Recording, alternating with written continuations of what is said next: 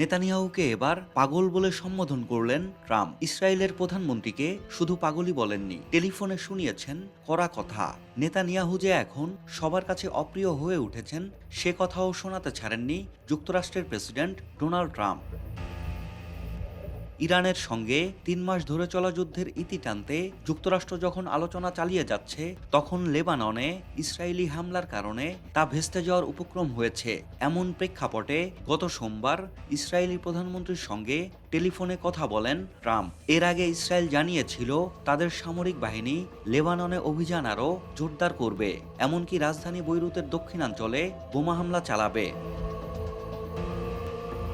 যুক্তরাষ্ট্রের সংবাদ মাধ্যম এক্সিওস জানায়, ফোনে নেতানিয়াহুর ওপর তীব্র ক্ষোভ প্রকাশ করেন ট্রাম্প। কথা বলার সময় নেতানিয়াহুকে সরাসরি পাগল বলেন মার্কিন এই প্রেসিডেন্ট। ইসরায়েলি প্রধানমন্ত্রীকে অকৃতজ্ঞ বলেন তিনি। এক্সিওস জানিয়েছে, কথোপকথনে বেশ নরম সুরে নেতানিয়াহুকে কড়া কথা শুনিয়ে দেন ট্রাম্প। মার্কিন প্রেসিডেন্ট ইসরায়েলি প্রধানমন্ত্রীকে বলেন, এখন সবাই আপনাকে ঘৃণা করে, ইসরায়েলকেও ঘৃণা করে। এক্সিওসের প্রতিবেদনে আরও বলা হয়, কথোপকথনের এক পর্যায়ে বেশ ক্ষুব্ধ হয়ে ওঠেন ট্রাম্প।